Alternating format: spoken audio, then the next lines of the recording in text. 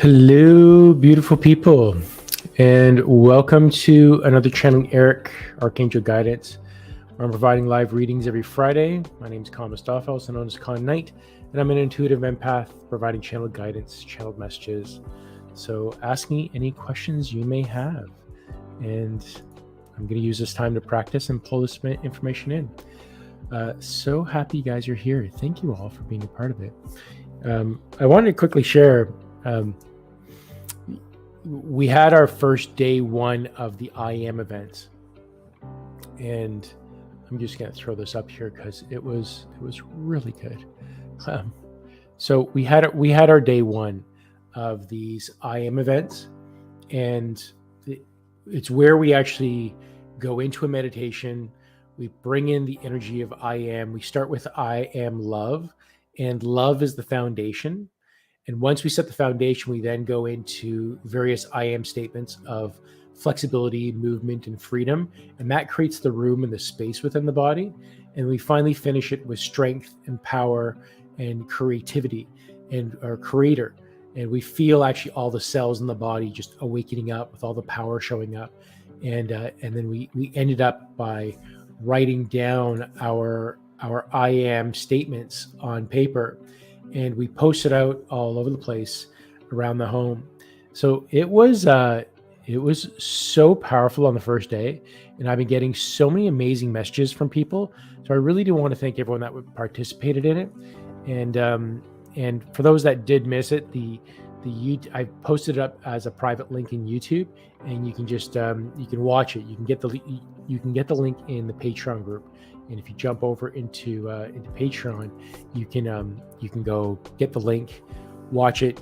And the first one is just the instructions. And then starting today for the next 7 days, we are going to be doing just the meditation part. So at 5 p.m. Eastern every day for the next 7 days, it is just going to be pure creation now and using those tools. So if you missed the instructions of the why we do this, how to do this, and where to post it in your home, follow the instructions in the first video, and then we're just going to see practice from now on and really build it up. It's so powerful when we did it as a group. So I'm so appreciative of everyone that was able to show up and participate. It was so powerful. And if you missed it, go jump in and go do it, because it really was a good one. And it's oh my God, so powerful, so powerful. Anyways, so I'm just going to pump into the comments here, and I'm going to go say hello, Angela. Great to see you. I wanted to see how you're doing lately. Hi, Golden. Yeah, Andrew. Great. I've added Andrew to the list. Hey, Robinette.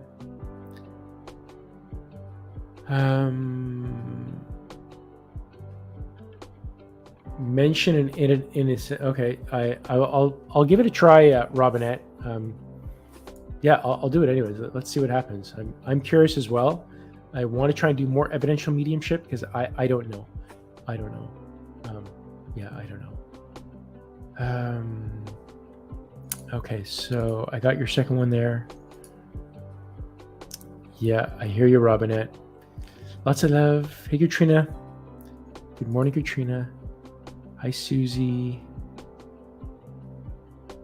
Got you, Susie. I only see it so far. Hey, Siobhan. Oh, good. I'm glad you enjoyed that meditation. It was really powerful. It was so powerful. I loved it. Hey, Grace. Hey, Jim. Angela, I got you. Lynda, I got you as well. Hi, Karen. Great to see you, sweetie. Oh, Finland. Hello, Annika. Hello. Got you, Grace. I've added you. Ahsen, hey, brother. Got you as well. Let me see. I got your second one here, Annika. Okay, got you, Annika.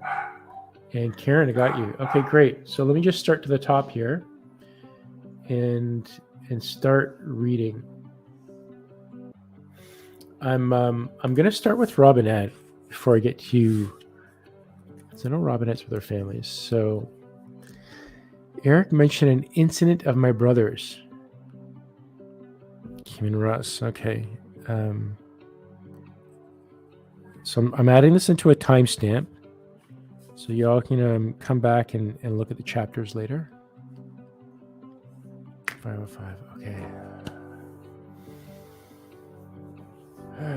Erik, would you come in, please?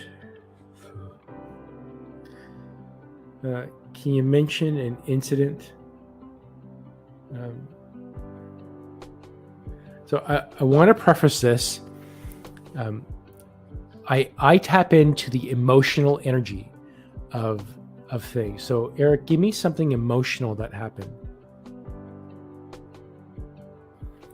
And I'm getting the image of the three of you when you were younger, and it looks like there's something about something like a broken leg or something, or a broken arm. Give me something emotional. I can see swings, and there's like a play set there. And I guess the three of you are kind of running around.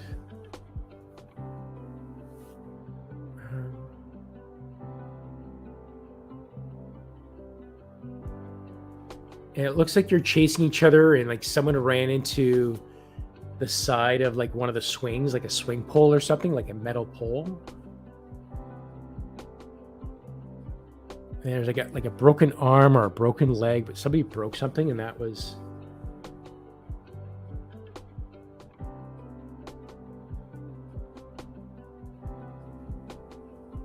And of course, the panic ensues after that. So that's what I tap into when I see like an emotional event.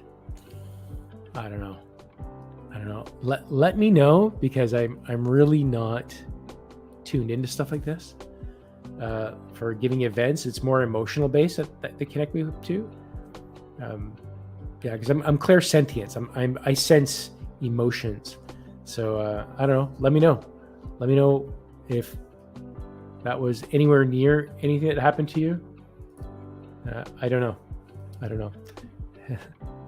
Okay. Let's see. All right. I'm coming to Golden Age. Let me write down you Golden Age.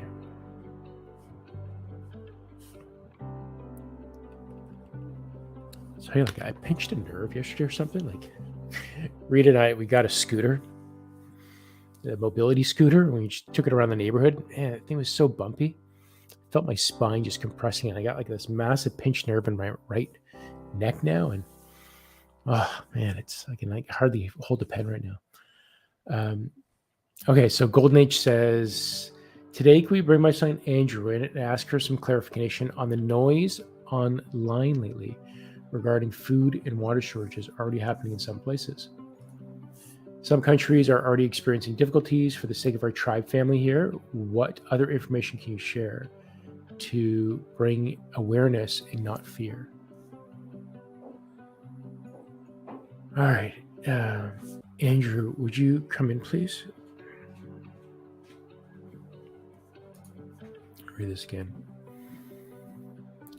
Food and water shortages, yeah.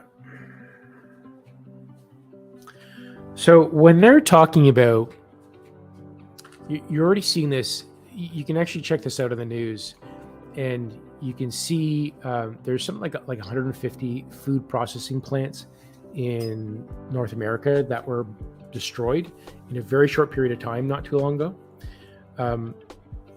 And we can see that they're trying to put restrictions on the farmers and the production of food. And this really all comes down to control. That the government needs to create a problem. So as they're doing these things to quote unquote save the environment, it's going to create a problem where we will have food shortages. We're already seeing that the food that we eat right now is from last year's crops, and the food that we use to feed the animals and the chickens and everything else it's usually the feed from before. But now the cost of that feed is like tripled and quadrupled in astronomical levels. So when the government kind of creates this fear and then puts all these restrictions, has all these problems, they're going to jump in and say, "Hey, we're going to save you. Here's an easy meal that you can eat." And predominantly they're trying to push like a lot of bugs on people. But ultimately, a lot of third world countries eat bugs as it is, and they grow so quickly that they can be dried out, they can be turned into flour, they can turn into baked goods. It actually could be quite a good thing that if people kind of get past it. Unfortunately, though, on the government side, that they're going to be adding these certain chemicals and other additional products into it that is not necessarily good for the greatest good of all. Because there's going to be a few shortages, you're going to be desperate and say, oh, thank you for saving me. But they're also the ones that are causing the problem. So this is where we need to be careful in this. The ultimate goal of that is the people that are waking up and seeing the truth around the world is that we're now moving into smaller communities, smaller sustainable environments. And in the smaller communities, you have one family that might just grow carrots, another family just grows potatoes, another one that grows certain vegetables. And as we move away from seeing that we can no longer sustain our animals, we can no longer give them the production that they need in order to eat them, and the food that we create is just enough to keep our bodies, we are going to move away from eating our animals. Now, this is what the world was when it was quite beautiful 70,000 years ago. It's like so many years ago that it was, or millions of years ago, when humans and animals didn't eat each other. We didn't consume each other. Now, certain animals did, although rare. But there was a small, there really was the true essence of harmony and the oneness, and the new world that we're moving into is that we don't eat each other. We don't eat the animals. We don't eat these souls that are beside us. So when we're seeing that these shortages of food that are happening, the shortages of water, the amount of water that you need to raise one cow, one animal, is more than a person would consume in an entire year that they need in a small amount of time, in a lifetime almost. So it's the amount of water that an animal consumes, the amount of food that an animal consumes, and then we consume that animal. And then those animals are typically in production facilities. And as they're going through a production facility, it's not open, it's not a happy environment. The last moments of their lives, they're going through fear. So the energy that they're consuming, that they're going through as their last moments, and their transitioning is a very negative energy, very low vibrational, and then we consume that low vibration, and it reduces our vibration as a whole. So when we're seeing this, that there's not enough food to feed these animals, so I'm just not going to eat animals. I'm just going to have plants. But what you're going to find through the plants, a lot of the top athletes around the world are now seeing that they went plant-based. And when they did, their endurance levels went through the roof. Their energy and strength and entire ability went through the roof. You look at some of the top athletes in the world. We're talking about bodybuilders, UFC, martial artists, people that are in track, they're racing, all levels of endurance. Marathon runners that run the world. Instead of taking a year, it's taking like 48 days. Like they're breaking records, and they're all moving plant-based. And once we see the benefit of the body, of how healthy it is for us, this is just going to be naturally forced in that direction. So although the government thinks that we're doing this to control you, but that's their highest level of what we're going to do for you, their highest goal, that this is the perfect dream. And even if they achieve that, we're going to go 10 steps even further than that, because of our energy and our love and what we feel, that we're going to say, okay, we're going to go to smaller farms. We're going to produce for ourselves. We're not going to eat our animals. We're not going to feed our animals because we just can't sustain it. But we'll keep them around for pets, and they can go around and graze, and they can be free. So the animals are free. We're not consuming them. They're no longer living in fear. We're now eating high vibrational foods and vegetables that we're growing ourselves in these smaller communities, that we're taking care of each other in these smaller communities, that we're building each other up in these high vibrational communities. Our endurance gets better, our longevity gets longer, and we become so high vibe that we then be able to transition our bodies away from the physical state, that we then move away from these physical 3D bodies, and we move into pure light. And that's when the new world is just pure light. And that's a slow transition. But this is what it is. And this is the start of it. We're in the middle of it. This has been happening for 20 years now, this transition. But where we are right now and these shortages is not something to be feared of, especially if you know to move over into a plant-based diet and you start seeing that you can get so much more protein and nutrition through a plant-based diet. You're going to get so much energy and so much efficiency through your body that you're just going to feel so good. You're going to see your arteries clearing up. The blood is not full of these saturated fats. It's going to be clean and alive, and your body will be alive. So your cells will increase in a high vibrational level. Your mental state will go into a high vibrational level, and everything around you will go into a high vibration. And then as we cultivate that and shift into I am statements of pure creation and love, and I am kind, I am compassion, I am love, and you move into vibrations of freedom and creation, you transcend the physical body and move into an energetic state. So this is such a good thing for us. Such a good thing of where we're moving into. And that is something to be happy about. This isn't something to be in fear. Now, because you know that there are going to be shortages, you want to stock up on certain foods. You want to stock up on foods that you can dehydrate, that has a long shelf life, that are in these airtight packs. And you want to do this for at least, have a supply of 3 to 6 months of additional food that you want. A move away from the processed foods. Processed foods kill your body. They reduce your body. They do nothing for you. And that's been done on purpose. That reduces the vibration. So all these food processing plants that you see that have been destroyed, a lot of them have been animal processing plants. A lot of them actually have been things like Lay's chips and highly processed foods. And that is a good thing. So there is the opposing force that we might see one side trying to create and restrict us and trying to quote unquote save us from ourselves. But then there's the other side that is quite enlightened, that's saying, well, we're going to help you along. We're going to destroy these food processing plants that are just really killing you. And that is a good thing. It's not something to be afraid of.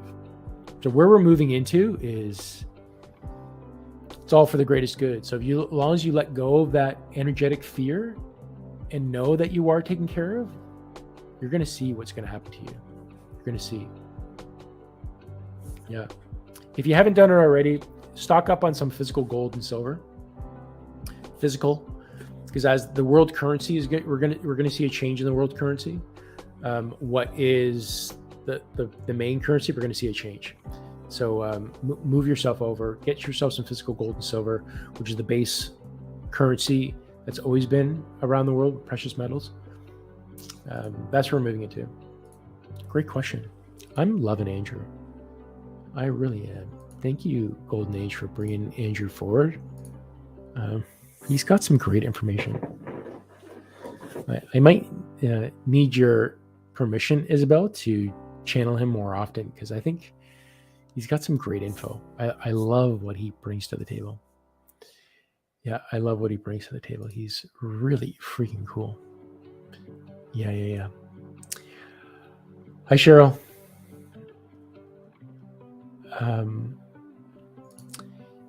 Yeah, Susie. So the meditation it's in the Patreon. So if you go to my Patreon page and sign up, it's $3. It's $3 for the month. You can get a link. Otherwise, some point in the future, I'll be posting it up, and I'll posting that meditation up and the dailies. What really is the key to this is that we're doing this as a group, and the group energy has a lot to do with it as well. So doing it live as a group is very much more profound. So thank you for asking that, Susie. But if you want to sign up for the Patreon, it's $3 a month.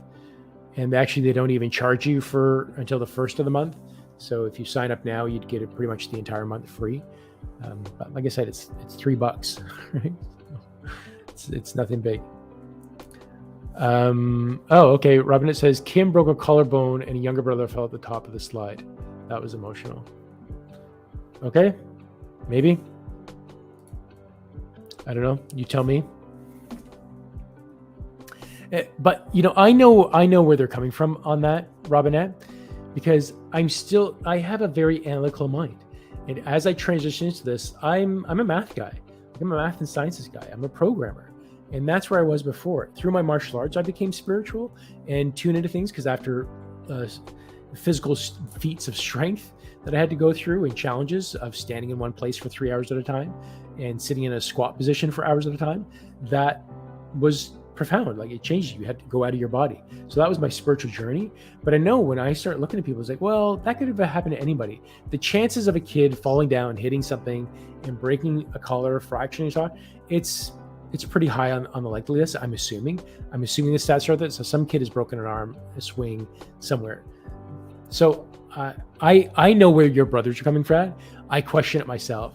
So to me, that's still not strong enough. And that's where my waffling comes in, and that's my issue. I need to let go of that. I don't know, right? I need to let go of that. So if that's true, it's true. If not, it really goes with your heart. If it resonates, great. If it doesn't, that's fine too. Don't listen to it. So I have to let go of that stuff, right? Thanks, Kerilyn. Sending you love to Gina. I'm adding you to the list. And Kerilyn, I got you as well. Hi, Suzanne.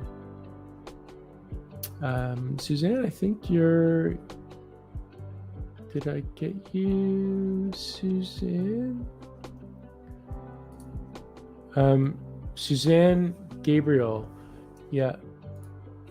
Hopefully my request went through about special messages from you on my cell phone and it's acting up. No, it didn't come through, Suzanne. If you can post it again, let me know, because I don't see it in the list here. Yeah, I don't see it. Hi, Vero. Veronica. Great, Susie. Yeah, please do. Please do join in. Like I said, we got 7 more days now that's going to be doing this of this creation. It's already pretty powerful, but watch the instructions, and then you can just jump in for this meditation. And at the end, we're going to write down. So what happens is that we go through the meditation, we bring in the energy of love, of kindness, compassion, and that is for ourselves. And that lays the foundation for our cellular body. We then bring in mobility, flexibility, vitality, and freedom. And that creates the movement and the space for the cells to open and go where it needs to go into. So now we've created space, and then we bring in strength and power, and every cell begins to electrify and awaken. And as a chorus, they begin to sing, I am powerful. And then that brings in creation, and then I am a creator. And by the end of it, a lot of people were just crying and had a lot of releases and just so much energy. And then when we have that energy in us, we then come right into the sheets and we start writing it down on paper. We put that I am kind, I am compassion, I am love, I am freedom, I am a creator. And then we post that. We take those sheets and we post it all over the post. I put it around my mirror. Like, if you look at my Facebook page and my Instagram, you see I threw some pictures up there of that. And we just kind of start posting it everywhere around the home. I have it on my walker in front of me here. Like, it's just everywhere. And it's, oh my God, like, it's just so powerful. So now when I wake up, the first thing I see on my light post is something. I guess I gotta pull this up. Let me show it to you guys, because it is it really is powerful, and I've been guided to bring this out to the world, and I hope people will jump in. I don't know if this will load. Load. Yes. Okay. So then after we write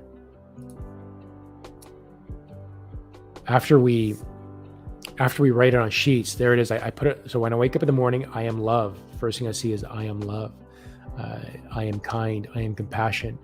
And then on my rollator, on my walker, I have I am mobility. I am freedom.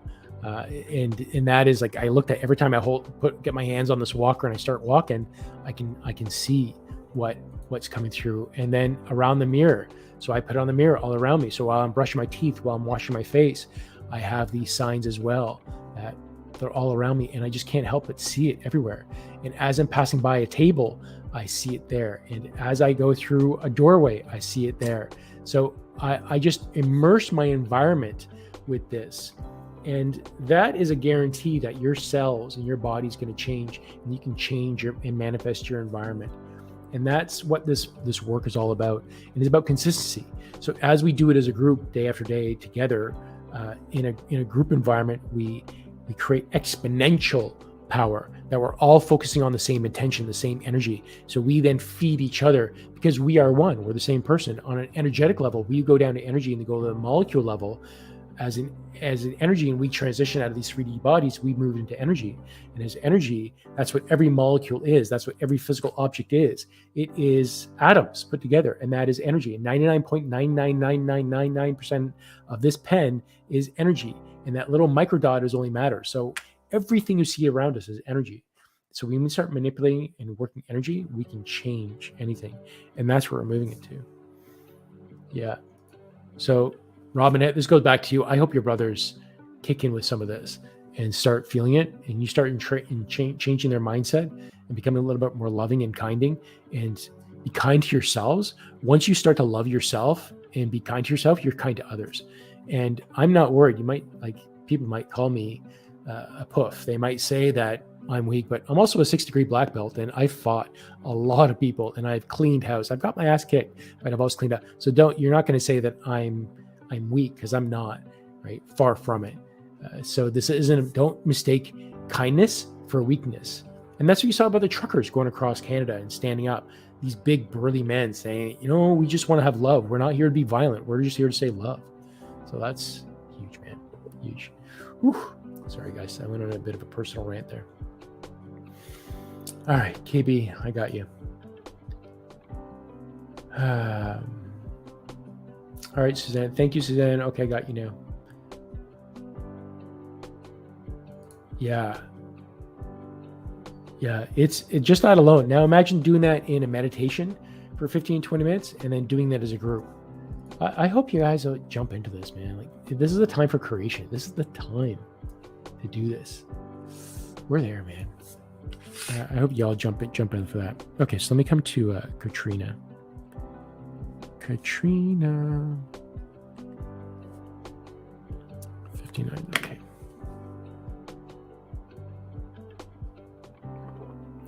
So Katrina says, what does it mean when you hear ringing in your ear? And can I have a please message for my dad and Archangel Metatron? When you start feeling ringing in your ear, that typically means that they're trying to work on your clairaudience. So when we move out of our 5 physical senses of seeing, hearing, feeling, taste, touch, we then move into, there's something much more around us, because we can't see the air around us. We can't hear certain pitches and tones of energy. We can't see certain frequencies of light. So as these frequencies are changing, and we're seeing a lot of solar energy coming off the sun, these CMEs, these energy magnetic balls of energy that are in flashes coming off the earth, we're seeing dramatic changes that are happening on the earth. And that's also why we're seeing these environmental changes. The earth is changing, the environment is changing, and our DNA is changing as humans. And that's been happening for a while. And that's typically what's been followed under the word of ascension symptoms. It is actually our DNA and energy is changing, because that's all energy manipulation. So our energy is changing. That also means that our frequencies of how our 5 physical senses, that as we move out of it, that we start moving into our clair senses. And instead of hearing, we're moving into clairaudience, which is hearing at a different level. We're feeling at a different level. So my main clair is clairsentience and claircognizance, which is sensing and knowing. Those are my 2 clairs. But I also hear at certain times. I see certain things, but they're not my dominant clairs. So that is your clairaudience beginning to waken up. Typically, you're going to feel it on one side of your body before the next. So as you start feeling that vibration in your ear, don't fight it. Don't walk away from it. Instead, immerse yourself into it and there's going to be 2 things. Actively listen. So listen to the buzz and see if you can hear a message. And then allow the buzz to come in so that it comes into you. So that's the 2 ways you're giving and receiving. That's called baptism by water and baptism by fire. One is you're just allowing to come in, and one is you're actually reaching and forcing it to go out. So those are the 2 ways that you are going to work with this energy that you're feeling. And that goes with any feeling in your body. Don't move away from it and try and drug it or get away from it and say, I'm going to need a drug or some sort of operation so I don't get this anymore. Well, immerse yourself into it. And that's why we're feeling and seeing much more in our bodies now. So that's what's happening to you. Actively listen and actively allow the energy and sound to come in, and feel yourself opening up and just allow it to come in, and be present with it, connect with it. So that's what you want to do to develop your clairaudience when you get a buzzing ear. I've had buzzing in my ears for years. Yeah. And and I've heard of a voice like extremely clear once during a meditation. It was a female voice that came through. But typically most of the stuff that comes into me is through my knowing and feeling. So yeah, and that freaked me out. But now not so much. Okay, what else? You want a message from your dad in Metatron. Dad, Metatron, would you come in? Wow, that was a lot of energy. Thank you. Okay, is this Dad? Metatron? I feel Metatron stepping forward more on this one. And he's actually one that works with you in opening up your clairs. Metatron did spend some time on Earth here before transitioning and becoming an archangel, much like Erik did. So he knows what it's like to be on Earth. So what's the message? He pretty much says that was the message. That was me just kind of sharing and channeling my knowledge and information. So that was the message. Okay, Dad, do you have anything else? And Dad is just giving words of encouragement to continue to let yourself open. And he's talking about your own transition because you've been a little bit low vibe for some time. Not in the sense that, okay, I'm not going to explain it. Essentially, all of us have been raising our vibrations. So who you were in the past is not who you are today. So he's asking you to embrace yourself and really immerse yourself into what you feel is right for you. And don't worry about the chatter around you or what people are saying to you. It's about knowing who you are in yourself and following where your heart takes you. Moving away from your analytical mind. Your analytical mind is very much a 3D thing. So really continue to move into your heart space, which is what you've been doing. And that's where he's giving you encouragement to continue to move into that space. I hope that resonates for you. Thanks for asking that question. Great question. All right. Let me just add a few more messages here. Hi, White Rabbit. Got you, White Rabbit. Hi, Barbara. Hey. I've added you to the list, Barbara. Okay, so let me come to Susie. Susie N at 3309. Okay. Hello, Connor and Eric. Hello, fine people. I got the job I asked about last week. Whoop, whoop. Awesome. Does Eric see me being successful with my writing? Does he see me working with my soul partner? Thank you. All right, Eric, what do you say about this? Okay. What about the writing? Success is a funny word. We often are asking others for that success, but you are the creator. You are the person that's doing it. So this is where your heart is leading to you. This is where you are wanting in your life. This is what you need to spend time on. So yeah, you are going to be successful because you're spending time on it.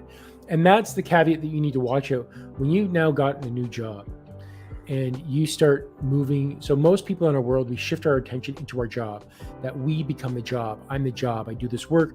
Oh, what do you do? And the first thing we do when we meet people, well, what do you do? Well, I'm not the job, but this is what I do for work, but that's not who I am. But what I am is a writer. I am a spiritual person. I'm a good parent. I'm a good mother. I'm a good person. This is who I am. But that's my work doesn't define me. That's what I do to make income. But that's not who I am. So you want to be successful with your writing. Yeah, you are successful with your writing because you spend time on it. And that's where you're going to continue to be successful, means that you do something on a continual basis. So yes, do your writing and continue doing your writing, and you will be successful. And that goes the same with your partner. You want to write with your partner. So do you see her working with that?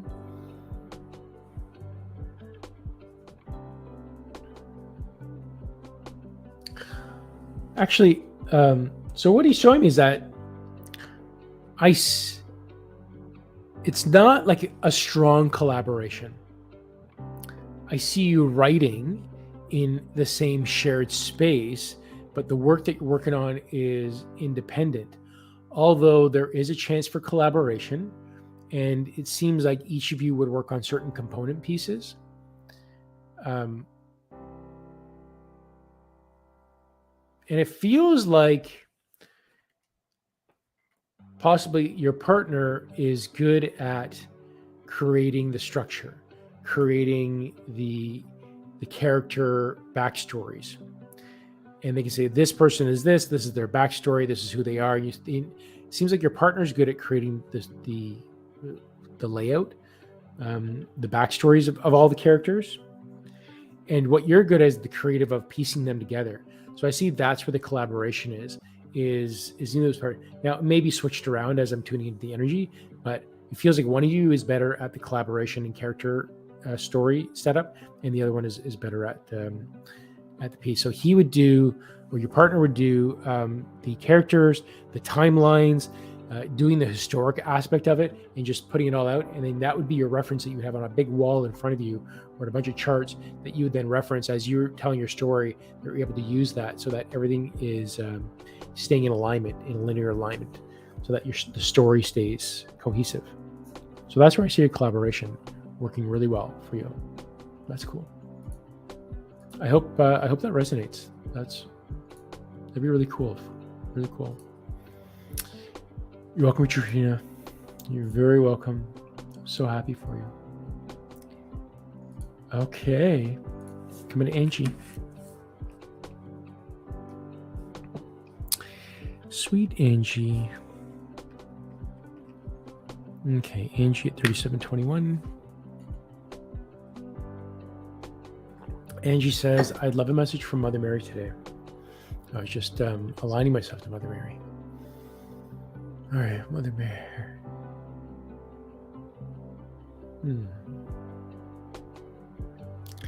I just feel her very comfortable energy.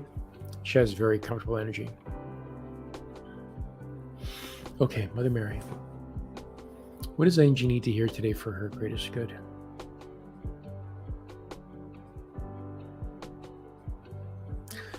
I see her wrapping her shawl around not only you, but the people around you, like certain friends. And it seems that there's a need for you to, it's like having your own little private circle of friends. And there's some that are spiritually open, like you. And there's a need for you to bring them in close to you so that you have a very safe, non-judgmental circle, much like we have here. You pick any one of these people and connect with them, you'll have a friend for life because everyone here is very genuine and open. So surround yourself with those people. Is that coming into it? Well, you already have one person like that. The person that you met on your trip.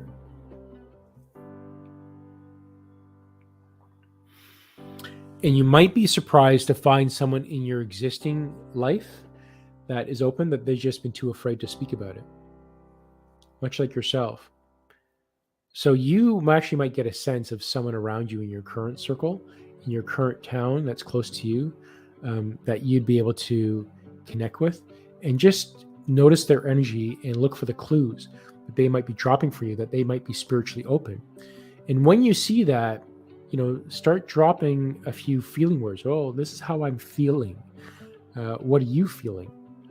And start dropping some feeling questions out, statements and questions, and notice how they respond. And you're going to find someone close to you in your hometown that you'd be able to bring into your circle. So that's what I'm getting for you, Angie, from Mother Mary. Yeah, you've got someone close to you. Build your friends up. Build up your circle. Yeah, love it. Love it, love it, love it. Hey, Kay. Got you, Kay.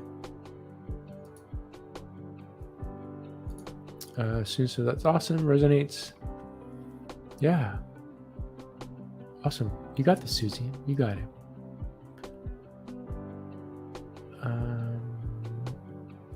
All right, Kira, I got you.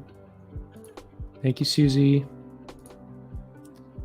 I'm going to come to Kay here. Hey, Kay. Because I don't want her to sit in fear.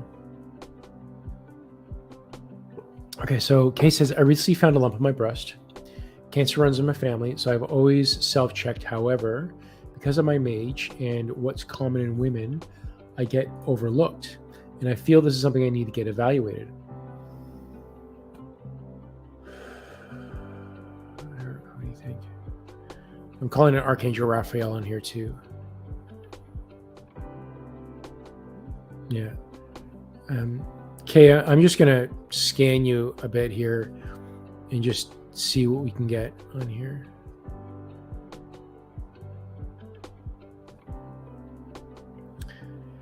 I feel a larger one on your left breast and a smaller one on your right. Is this a cyst? What's the energy of it?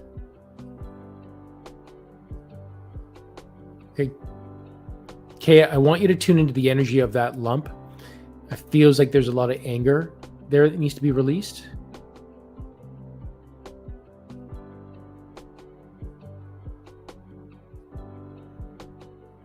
A lot of anger, a lot of hurt, a lot of betrayal that needs to be released. So it's manifesting as that lump is the lump. It's not even so much about the label of cancer. It's that there's something there and it's angry. It needs to be released. But is it? Does she need to go for the traditional methods? So the disclaimer is that I'm not a doctor and you should get it checked out. Speaking from the con self, because I'm not qualified for any of this. So that from the con self, go to your doctor, go get it checked out. On the energetic self, Erik's definitely saying emotional release to remove all that. Raphael's there, I can see he's using some violet light on there. This is for you. You're entering the stage of a lesson here to release that, because you're now bringing in fear that goes along with it. So you need to release that, the anger, the hate, the betrayal that's there. And you know the cancer that's in your life. The quote unquote cancer of who that is, that needs to be removed. But it's not necessarily the aspect of physically removing that cancer from your life. It's about removing the energy, the energetic attachment to it in order to change not only your attachment to it, but what's being mirrored back onto you. Because remember that low vibrational, when you have negative people around you and they mirror that onto you, we take that in. But you need to, reflect it back and know it's not yours. Even though you know it's true, you know it's not yours, but it still is a fear, and you still have a lot of anger towards there. So that's what needs to be released in there.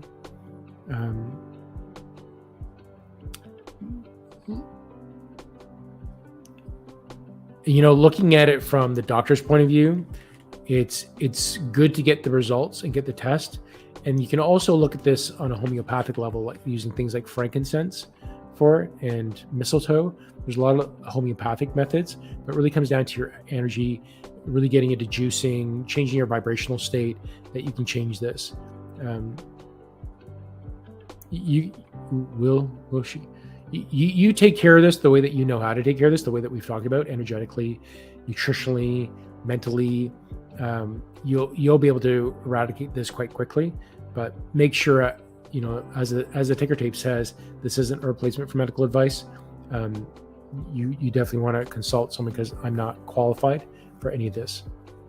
Yeah, but that's what I get. Yeah.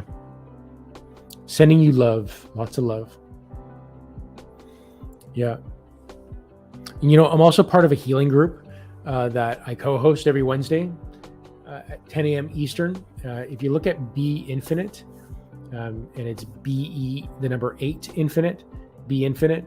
If you look at Be Infinite, I have a post on my Facebook business page to it. It might be on my personal page too. You'll see a link to Be Infinite there, and a link to the healing. You can sign up for a healing and just kind of put your picture and intention up there, and as a collective group, we'll put energy towards that. Yeah, you're welcome. You're welcome, Kay. Yeah, I insist on it. Even though they say no, it's like, well, it's not a matter of you waving it off. If this is early detection, we're going to catch it early, and give me the test. Insist on it. You dictate. Don't listen to them. Like, they just have a speculation. It's like, I don't want your speculation. I need this, and if you don't do it, that's fine. I'll go somewhere else. But I need you to step up. So you command it. Let them listen to it. Don't let their ego get in the way. Yeah, don't let their ego get in the way. You got this. Okay, so let me come to Lynda. Lynda P. 4635. Okay.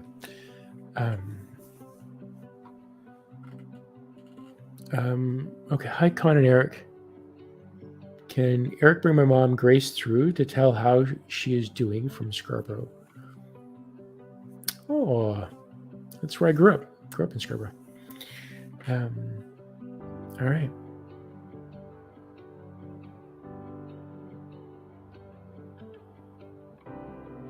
Is that bring my mom through? Yeah, see how she's doing. Okay, yeah, okay, got it. Mom, would you come through, please? I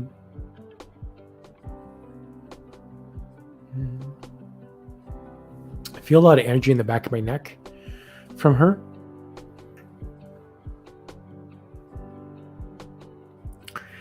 Yeah, I feel like a sweetness. Like, it's very sweet is the feeling I'm getting. Very sweet. Very loving, kind, compassionate type person. With little bouts of blow-ups, like little anger rages over there. That might not have been so cute, but her demeanor is mainly very sweet, kind, just a sweet person. Thank you. Okay, Grace. So how you doing? She's like, how do you think I'm doing? And she's just expanding in vibrations and moving out energetically, and just swirling all around. She's like free. She's just embracing the feeling of freedom and mobility and being able to move just in all directions. Like, she's just free and just spinning into like these little tornadoes and whatever else. Like, she's free.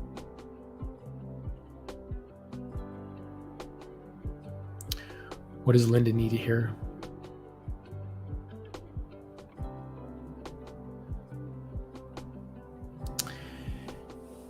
She's, I don't know if this is guilt, but there might be a little bit of something that you're holding on to, whether it's guilt or just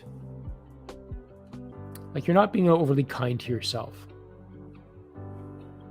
It's like you're casting blame on yourself for something that you could have done something better, could have been there more, you could have done something. It's like, you should let that go. Let that go. It's not what it's about. You did everything that you needed to do and that I wanted you to do, and it was perfect. Everything was perfect. And she couldn't thank you enough for being present. So she's talking about you letting go of the guilt because you're just not being kind to yourself, and that's not fair to you. So she's saying to let that go and be kinder to yourself. It's not yours to take on to. Let it go. Let it go.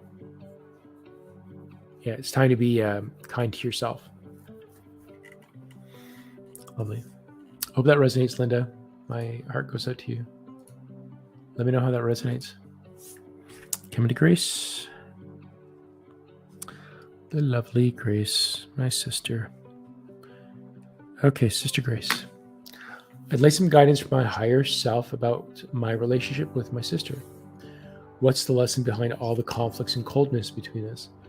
Does this come from past life karma?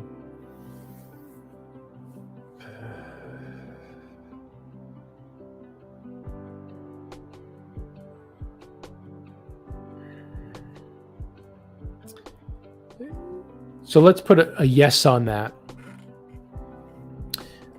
There is past life, but it's not necessarily past life karma. It's more her lesson. So know that you've always been an older soul, and you've been with this certain soul family, the circle, for a few lifetimes now. And you know you're an older soul. And because you're a little bit more elevated and a little bit more open, in all of your lives, you have been, let's say, a bit more of a manifester, more of a creator. You allow things to happen. You see things in a different way. You experience everything you need to. Like things just happen for you. It's like everything just goes well for you is the feeling. And there's that jealousy that she has that she's mirroring onto you. And typically that's what we have when people in our lives are quite cold to us. There's a jealousy of how open we are. Actually, I'm going through the same thing. They might not identify it as jealousy, but at a soul level, like as they tune into it, it is definitely a jealousy they have there. But it also is something that they need to learn themselves, that this isn't about you. It's not about me. It's about themselves, in knowing that they're also a creator. So it's not you have something that I want and I'm jealous. Why do you get that and I don't? Like it's like, you're the youngest and you are the baby of the family. You get everything. Well, that's not the case. And they see it as that you just get everything, but really it's a struggle for you as well. And they're not seeing the struggle, they're just seeing everything working out for you. And because you're working so much on yourself, things are working out for you. Well, it is true, but they're not identifying with all the emotional drama because you're releasing all that. So this is for them to actually see this. And now, as you see this, that this isn't something that she's doing against you. She's doing this because she doesn't know any better. She doesn't know how to deal with the emotions that she has within her. She doesn't know how to release and identify. She doesn't know how to identify in the first place what she's feeling. She just knows that she's feeling something and it's directed towards you. And she doesn't know why she's doing it. She's just doing it. So it's very much at an automated level for her. That now that you know that she's doing this without knowing any better, it's just within her, that you can have that kindness and compassion to it and release that. And as you release that, it'll actually free her and help her to maybe see that. So it's not against you. It's not karma. This is her lesson, and you're more of a catalyst for this. You're here to help her see that lesson, to let her know that it's not about her. It's not about you. It's about her. I hope that resonates. I'm sure you can see that. Yeah, some big lessons that we get from that. Wow, so much. Everything you said was right on. All right. Oh, good. Awesome. Thank you. That's great.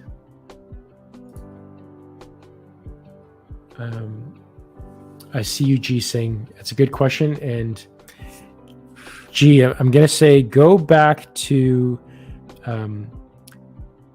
actually at this video at 7:33. I'll bring you up anyways, but I'm just going to talk about you quickly here, G, since you're here. Go back to 733 on this video and listen to what came up for Golden Age about the food and the famine. And I think it came out last week, no, 2 weeks ago. Look for a Great Reset. That was there as well, because we're at the pinnacle of it right now. But I'll tune in again afterwards and see what they come in. But you can go check that out now. All righty. Let me come to Ahsen. Brother Ahsen. My brother Ahsen. Okay, so Ahsen says, "Hi, brother. Nice to join you. I have thoughts of doing a lot of inner work, not receiving much in return. How do I convince myself to keep going if it takes so much to receive so little?"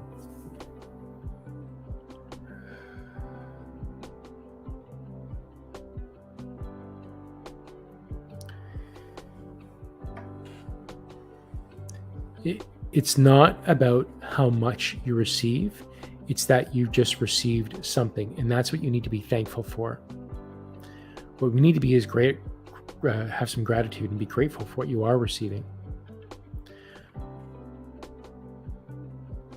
So if you were starving and had no water at all, and all you could get was maybe a little container of water to fill you, or a little container of food, whether it was one grape or a bite of an apple, you'd be so grateful for that because you're starving. You're so hungry. You're so thirsty. So to just get that bite of food, of juice, of water, just to quench your thirst, you'd be so thankful for. So this isn't about the quantity that you would have. So if you were starving and you're so hungry for something and you haven't eaten for days and your stomach is growling and you just need, your stomach has shrunk, and then somebody presents you with a giant feast in front of you, you would start eating and gorging, and you would burst your stomach open or make yourself so sick that it was just way too much for you, that it wasn't a feast that you needed. All you could sustain was a little tiny cupful of water. It needed to be done slowly. It needs time for the body to adjust and acclimate to that little bit of water that it received in order to absorb it. Otherwise, all it could do is sit there and expand and burst the pipes. So you need to be grateful for what you are receiving, no matter what the size is. If it's something small, if it's any type of communication, it's like, oh, thank you. Thank you for talking to me and not ignoring me. Thank you. And typically our bodies are trying to communicate with us all the time. So if you get any type of feeling, an ache, a pain, fatigue, you're getting any type of emotion that comes up, that is your body communicating with you.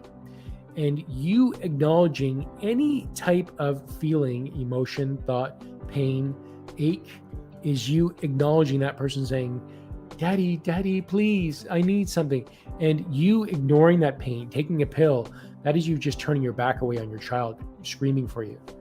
So any type of inner work that you're doing, any type of emotion that you get up, any type of communication that you receive in your body, say, thank you. Thank you for letting me know. And if you think a child that's very shy to communicate with you, that's been so ignored and left behind, and now you're suddenly giving attention to, it's not going to trust you. So there's a need for you to constantly be thankful and grateful for any little bit that you get. And the more love you give, the more it releases. And you've experienced this yourself, that as you've given love to these areas that have just been so restricted within you, you have this great release and your life changes because the body ends up shifting. So allow the small shifts to happen and be grateful for the shift, not the size, but the shift in itself. I hope that resonates. Great question. Thank you, Ahsen. I like that. Little. I'm just going to star these two. Amen. And the little release. Those are great. Thank you for bringing that forward, Ahsen. Okay, so let me come to the beautiful Annika.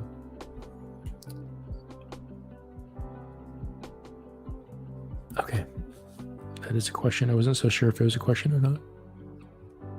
So Annika, and we are at 59:50. Okay, so Annika says, as we have to move in a few months and we haven't found nothing else for now, is there some message from the spiritual team about this topic?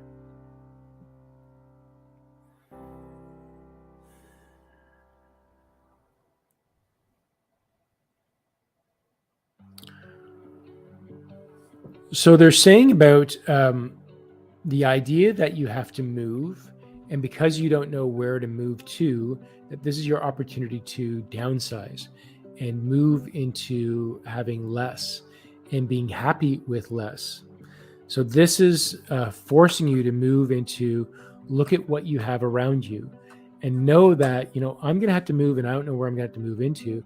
So I might have to live in my car, or I might have to go into a very small space or get into anywhere I can. So now it's time for us to let go of what I don't need. And this is wanting you to change your thinking and perception to move into a less is more. So move into a stage of purging.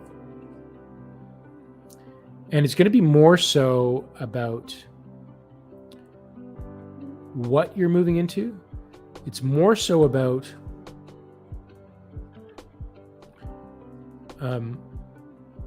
being comfortable to move into a small space. Because when you move into a small space, it's like you're going to be having a new comfort level to appreciate having less, but having more while having less. This is very much for your spiritual growth as you move into this new transition. How about what can she do about finding a place? So we've spoken about finding a place many times. And we've talked about the immersion process, immersing yourself into the feeling of what that space looks at. How does it feel to you? But for you, there's a need for you to experience downsizing first and not seeing yourself in a big place. You need to see yourself in a place that is anything that's affordable. It's small, but it's comfortable. It's safe. It's cozy. It's just what you need and gives everything that you need.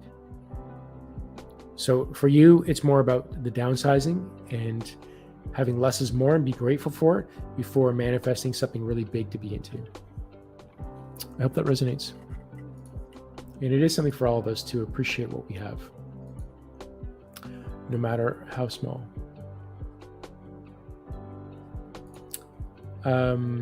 Yeah, I am. I did that at the start, Kira, but thank you for bringing that up again. I'm going to bring this up again. So all of you would know that, oops, I got to move that. Boop, boop. So I started the 7 days of creation. We're moving into this energy of I am, and this is creating, and starting it with love. As we set the foundation of love that awakens up ourselves, we then move into freedom to create space on the cells, and then ending it with creation to become a master creator. And you create a lot of energy in the system, and we do this on a daily basis. And it's going to be for the next 7 days. Yesterday was the instructions. The next meditation is tonight at 5 p.m. And after we finish the meditation, we then write down on paper our feelings of what we got out of the meditation, because your entire cells are just going to be filled with just pure love and energy. And as we then move into that, we then post it around us. I have it on a bedpost beside me, then put it on my walker. I put it on in the mirror around. I put it on the tables that I pass by, through the entryways I pass by. So this is the work, and it's at 5 p.m. today. And today is just the meditation. The instructions have already been done. You can go to my Patreon group and sign up. It's $3 for the month. And if you sign up now, you get the entire month free, and the payment doesn't come out until the 1st. So if you guys want to be a part of that, into creation, as we do it as a group, there's a lot of energy and cultivation that happens from this. So thanks for Kara for bringing that up. That's very sweet of you. Thank you. Yeah, Singh, I got you. Angela, I got your second. Awesome. Thank you, guys. Okay, so let me come to Karen now. Karen at 1:05:06.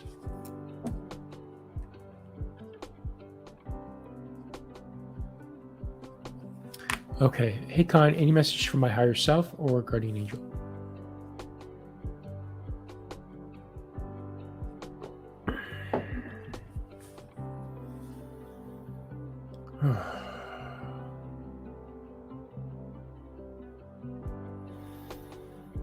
All right, Karen's higher self, guardian angel, come in, please. Thank you. Wow, thank you. Okay, what does Karen need to hear for her greatest good?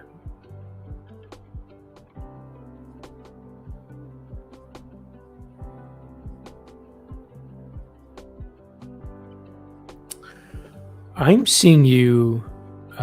They're talking about, for you as well, cultivating friendship. Friendship outside of what you have around you.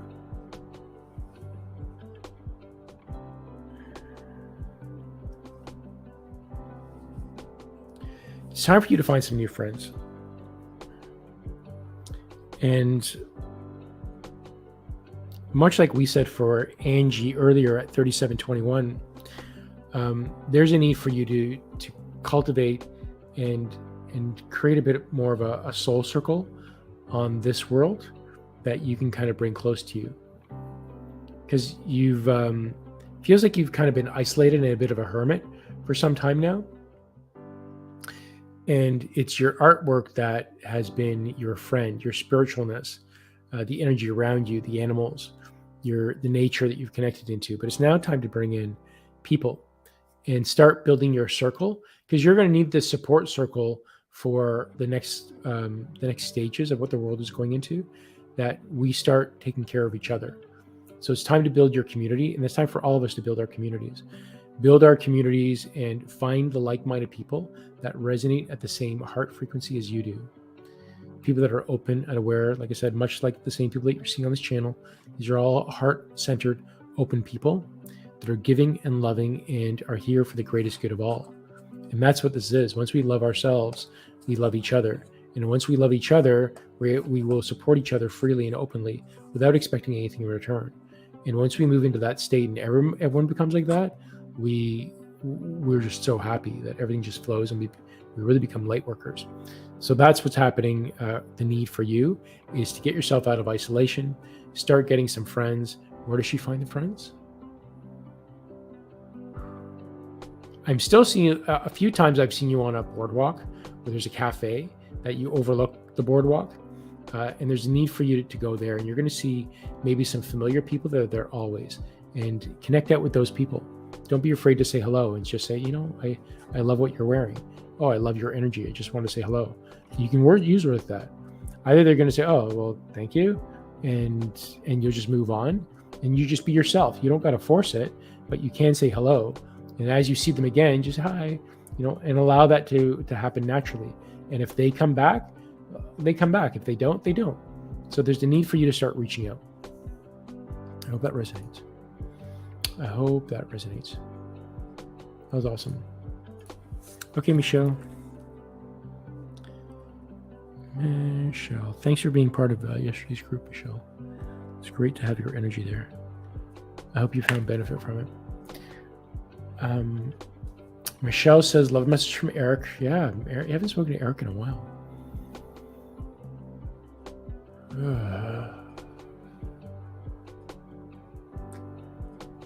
Eric, would you come in? Okay, what does Michelle need to hear? He's already putting the moves on you. He's like doing his sexy dance, hubba hubba, as he shimmies his way towards you. Okay. What does Michelle need to hear right now?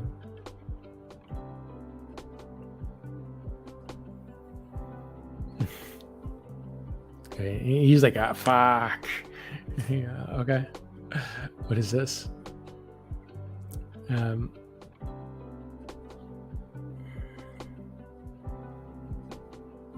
He's talking about your path. So your path isn't a straight line; it's a bit of a zigzag. So as you take on like so many new videos, so much new information, it's like give me another analogy. It's like shoe shopping, he's saying, or it's like crystal shopping, he's saying. It's like you pick up a crystal. You say, oh, this one's really nice. And you see another, ooh, that one said, ooh, that one, look at that one. It's like your attention is all over the place and you'd be distracted by all the shining, the bling. And it's not that you're, he's talking about like pick a lane and hold the direction for a little bit before you start bringing in new energies and new methods of releasing and creation. It's like pick a lane, stick with something that's kind of working with you, that you're finding profound movement in there, stick with it for a little bit, do it a few times before you start bringing in too much. It's like you have too many ingredients in your recipe, that what you're going to get is something that's very sweet and savory that doesn't necessarily go together. So he's like, be careful how many things that you're bringing yourself into your space, because it's confusing for your body and the system. It's like pick a lane. It's like pick a lane already. Pick a lane, and you'll find some growth with that, and yeah, you'll see. Anything else? He says, I love you. He's with you. Even if you don't feel him or call him in, he's always tucked away in a corner, keeping an eye on you. So you can always expect Erik to be with you and around you. That was great. Thanks, buddy. Thanks, Sarah. Hope that worked for you, Michelle.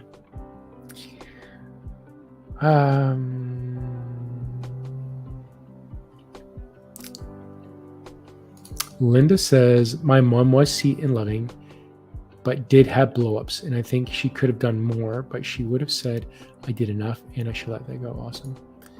You said you had a pinched nerve in your neck earlier, so I hope that is healing now.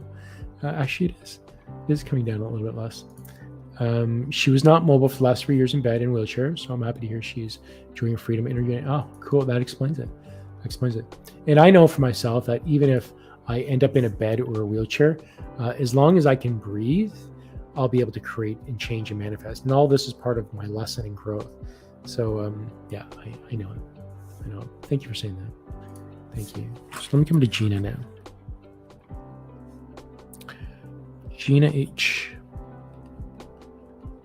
112. 56. Okay, so Gina says, hi Con, any messages on how to navigate the rocky relationship with my mom? Do I have to move out? Okay.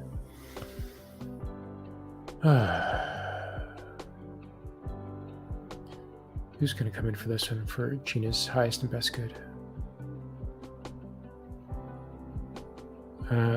I don't know who it is. It feels like an archangel that's coming forward. Possibly Sandalphon.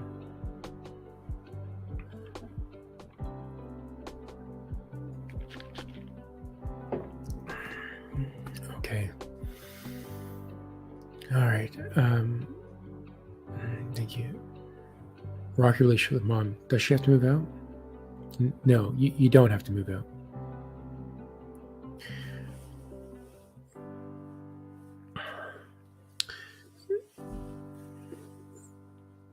So your mom,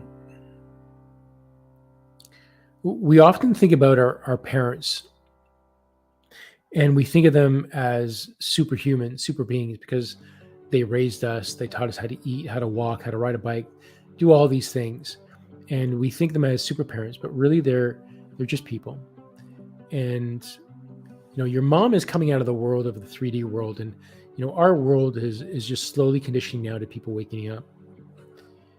And she still has quite a few emotions that she needs to release and identify, but she doesn't know how to. So this is the child aspect of her, that when you see her blowing up and just not being who she is, she now looks at you and she sees the things that she could have done better, and she sees the things that you're doing that she did. And because she's so mad at herself, she's putting it onto you. And it's like she's yelling at you to change. But what she's not saying to you is that she also did those things, and the experience and outcome that she received, she hasn't been able to release it. She hasn't been able to heal from it, and she doesn't know how. And that's really it. She's just holding on to all this anxiety and fear and hurt about herself. Like, she's just so mean to herself that she's not letting go. And she's casting this on you. So now you see there's this little girl, even though she's a parent, and we put them up on a pedestal, we're all equal. It doesn't matter whether they're a parent, a friend, a mentor, the richest person in the world, or the poorest person in the world. We're all equal. Men, women, color, race, skin, culture, we're all equal. All of us. There is no one person, thing better than another. We're all souls just trying to have an experience here. And your mom doesn't know that. She's very stuck in the 3D world, which is you need to have a good job, you need to have money, you need to be married, you need to have kids. In order to be happy, these are the things that you need to have. And this is what society and culture has taught us to do. So mom doesn't know any better. It's like you're skiing down a hill and you're working through moguls and you're just zipping down and you're easily able to navigate. And she's only tried skied once, and she got so scared. She's like, no, I'm never going to ski again. But she's on the sidelines and she's talking to you, because as you hit that mogul, she's yelling, watch that mogul, watch out. And she's like yelling at you because she's afraid. She's too afraid to do it herself, but she it's like she can teach it, but she can't do it. So that's the feeling that I'm getting here. So ultimately, when you see somebody that can't do something, but all they can do is critique you, you need to look at them with compassion. Say, oh, okay, I see you now. I see you. And this is what's happening with your mom. That as rocky as we might see it, she just needs some love. So keep working on yourself. Releasing, don't worry about her. You're not here to release her. You're here to continually work on yourself. And she's looking at you in how I just described everything. She's looking at you this way. So just keep on working on yourself. Because it's not about her. It's not about the relationship. Sometimes you need this as a catalyst to force you to look at yourself. And that's what this is. She needs to look at herself. You need to look at yourself. And then as she sees what you start doing, you'll be able to share that. It's like, Mom, I know that, I'm kind of feeling the same way. And, this is what I'm doing. I don't, that it's probably not going to resonate with her, but you can share, and you can drop a little seed every once in a while. It's like dropping a present at someone's door, but it's their choice if they want to open it or not. And that's exactly what's happening for you. She's the catalyst. She's actually a gift because she's forcing you to look at yourself. And as you look at yourself, you'll be able to give a gift back to her. And it'll be her choice to look at that as well. It's reciprocal. It's cool. Cool. I like that. I'm just going to mark that one down because I like it as well. Very cool. Thank you. Thank you. Hey, Veer. Okay, Veer, I've added you. Oh, Kira and Angela having some exchange. How lovely. Thank you guys for supporting each other. Let me come to Kerilyn. Kerilyn at 1:19:08. And Kerilyn says, question, can Erik elaborate? What was it about the last shift that is making it easier to manifest via affirmations? Is Erik working with Cryon, or are the messages the same because it's from source? What's about the last shift that's making it easier to manifest?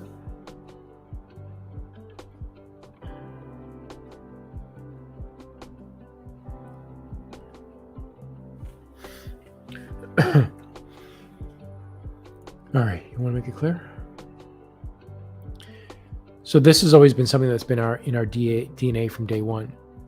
So when the soul named Master Jesus that walked the earth wasn't pushing religion, he was pushing the aspect of loving ourselves and being kind to ourselves, knowing that we are these master creators. And the Romans came in and said, we don't like that. And they said, you're teaching all this stuff, but we're going to kill all your people. And if you don't stop, we're going to kill them all. So you need to stop, but we're going to kill you. So he's okay, I'm going to save all my people and you can do with me what you want. So they put him on the cross and they kill him. But then they went the next 300 years, killed all of his followers anyways that knew how to do this master manifestation. So this is, as humans, we are an image of the master creator. And we are master creators. This is why we have free will. That's what this earth is free will. But in order to manifest and create, we need to turn into ourselves and release what's holding us back. That we've been conditioned to be under this thumb of restriction, of not being able to manifest and change. So this is just an overall change of the universe that's happening, the earth, that the sun is jumping in, the earth is jumping in, the moon is jumping in, the galactic energies are coming in. We're at a pivotal point that, this is a cycle that happens on our earth every 70,000 years. And we're coming up to that cycle. The age of Aquarius, it's the awakening, it's the opening, it's the shift, it's the move into new earth. But it's up to us of whether we move into that new earth or not. So we've had 3 attempts in the past of moving into this new earth. And this time, there's no stopping us. We are almost at the point of no return that we can't, that there's no way of turning. We're almost there.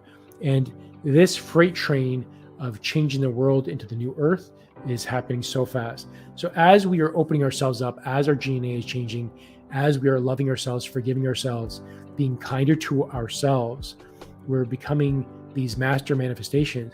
Because we've been feeling like garbage for a very long time. The way our emotions are, the way our society is set, the way that we're expected to be. We're expected to have all this money and buy fancy things and be on vacations. And that's what happiness truly is. And if you don't have that, then you need to turn to alcohol. If you don't have the alcohol, you go to drugs. If you don't have the drugs, you turn to medical prescriptions. And it's just not working. And majority of people are still taking the medical prescriptions to falsify happy. So I'm no longer depressed. I no longer have anxiety. I take this pill, but you still don't feel yourself because it's not you. So it's like, as a higher collective consciousness, we've said, you know what?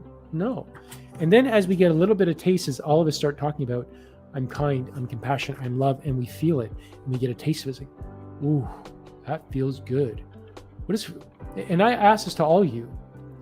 I want you to feel freedom. Just feel it. What would it be to be free?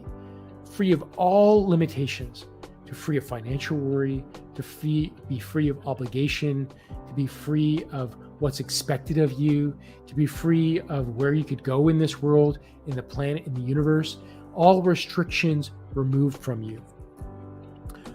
What would freedom feel like to you? And just feel it. Wow. Do you feel the waves of energy? So that is you shifting the energy and vibrations within your system. And that's what all of us is meant to do here. Now, all of us are starting to get tastes of this, whether it's through people like myself that share the message, whether you're seeing that through a smile at the grocery store, because we've been restricted with masks. The mask has been put up there for so long that all we saw was people's eyes. And now the masks are coming off. And it's like, oh my God, I miss seeing a smile. I miss seeing people's facial expressions. I miss that so much that I'm never going to put a mask on again. And as we have been pushed and pushed and pushed into feeling, no, you can't feel that way. We're going to make you feel this way. You got to go back to your drugs. You got to go back to feeling this way. You got to go back to making money. You got to go back to letting us take care of you. And now their way of saying is like, we're going to take care of you. We're going to take care of you so much that you don't have any bills. But yeah, that's going to be a certain level of freedom, but they're still going to control you. That's not what freedom is. That's a false freedom. That's the same thing as taking a drug. So as we move into feeling this way, we see that, oh my God, I can do this myself. I can do that. And as I manifest and hold on to these affirmations, this is raising our vibrations. But it's not about just saying an affirmation every once in a while. It's about living it, feeling it, breathing it, and doing it all the time. And that's why the group that I'm creating on the Patreon is doing this. That's why a lot of groups are popping up to do it as a collective. So affirmations, in order to manifest, you need to do something on a repetitive basis. It's the repetition. It's the immersing yourself into the feeling of it, living it, eat, breathe, sleep, that manifestation. And that's where affirmations come into place, that when you have affirmations and you stick it around all over the place, that's when you begin to manifest what you're affirming. And then you realize, oh my God, this is really easy. I can really do this. And you start doing it on a more frequent basis. And that is the power of that. And that's what this Patreon is as well, is that by the end of 8 days, I really want to take it to 21. 21 days turns into a habit. But let's see what happens after 8 days. I think there's going to be a time shift after that. But that's what affirmations turn into repetition, which turn into manifestation. Because when you manifest, you have a thought. The thought goes out there, you feel really happy, but then we have these negative thoughts, and that's the chatter that goes on in my head.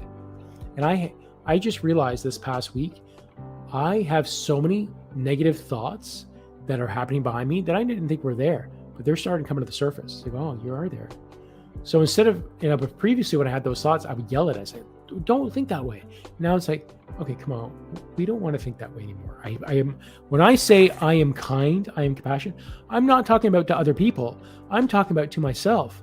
So that when I have that negative thought, when I have that feeling, I don't yell at myself. I say, I see it with kind and compassion. So I'm here to be kind and compassionate to myself. And as I'm kind and compassionate to myself, it's going to start letting go of those negative thoughts. And as I let go of a negative thought, is spherical. A good thought puts out spherical energy, goes in all directions. A bad thought that happens unconsciously goes out and overwrites the good thought. So we need to really convert ourselves into affirmations and immerse ourselves into it in order to really manifest. And that's what this is. It's a great question. Thanks, Kerilyn. Thank you for bringing that forward.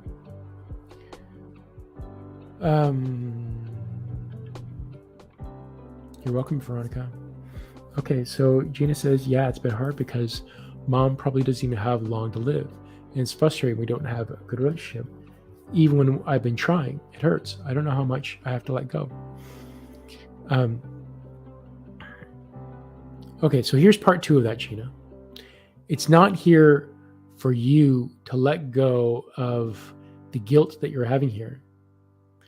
When she transitions into another energy, when she moves into this new energy, she's then going to see, oh, I had it all wrong. My relationship healed with my parents. Now, I had really good parents, but they didn't understand me because I was the black sheep of the family. They didn't understand me. They don't know who I am. Because as a kid, I would lie, steal, and cheat. I did drugs. I did everything that I wasn't supposed to do. And they told me, no, you need good grades. You need to be well-mannered. You need to groom yourself. You need to be sweet and nice. You need to make good money. Well, all those things happened to me naturally. And that was for my own process. It wasn't their process. So my healing began after my parents passed away because they really didn't understand me. They loved me and they knew what a good person I was, but it happened afterwards. And that's what could be happening here. So don't hold on to the guilt, the frustration. It's about you being a good person and loving yourself. It's not about them. It's not about them. That if they transition, they'll transition. And that's where your healing will begin. Yeah, I hope you heard that, Gina. Okay, so let me come to Veronica here. Still have quite a few to get through here. I got about half an hour, so let me get through as many as I can here.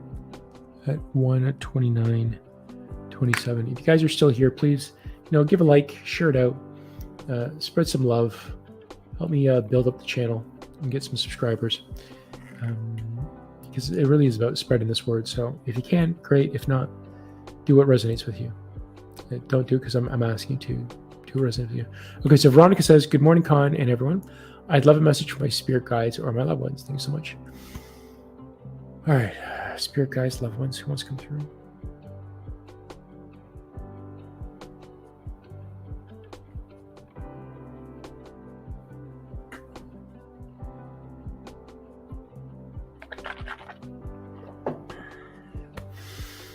Okay, spirit guides, loved ones.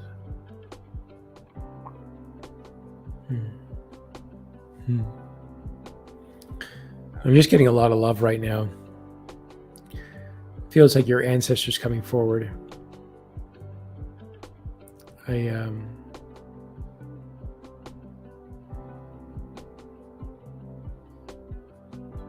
Feels like grandmother, and I want to say abuela.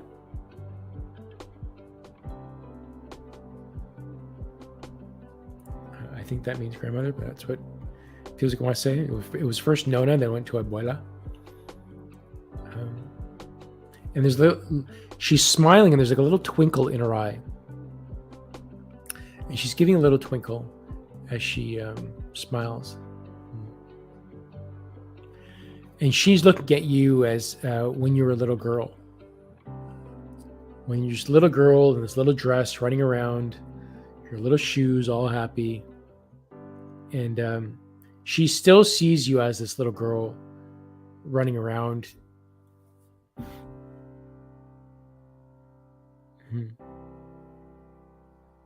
Just this great fondness and love. And it seems that you've let go of a lot, and you've found more joy in your life, in who you are. And she's smiling at your little the growth that's in you as you do this. So she's really seeing these little moments and encouraging you to continue on that. Anything she needs to hear other than that? No, really keep going and be kind to yourself. Remember to always be kind to yourself. Thanks, Veronica. Great question.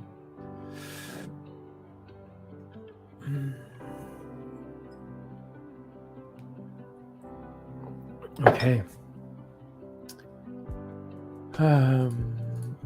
Let's see. Rose says, I'm feeling their love.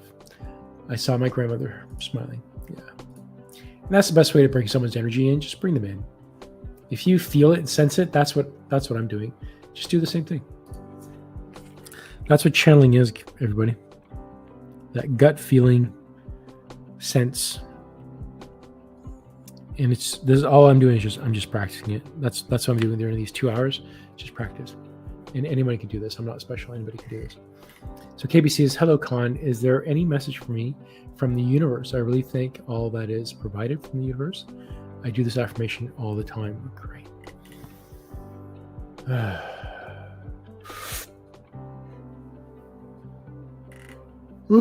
I called in the collective universe. Okay, so what does KB need to hear for greatest good? You are the creator. You are the one. You are doing everything that you need to in order to move into your ascended life.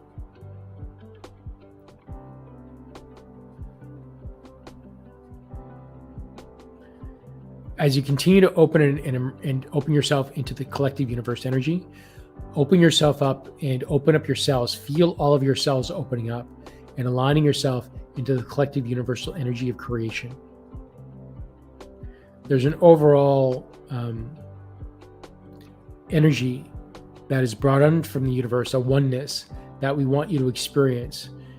As you're seeing yourself as an isolated one still, you're holding yourself as just you, that you are doing this. You are walking the path. But it's more than that.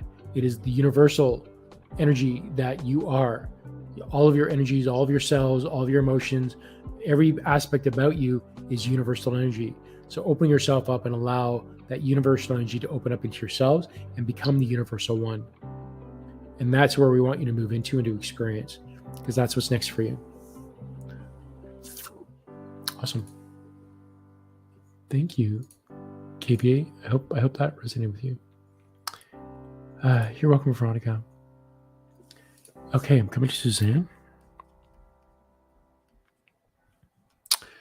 Suzanne G at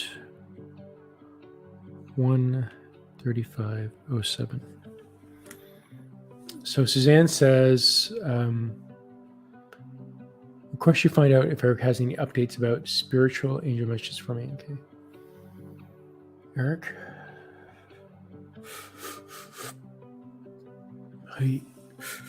Ooh. Happens to me anytime I call a spirit in, so it's cool. Thank you. Okay.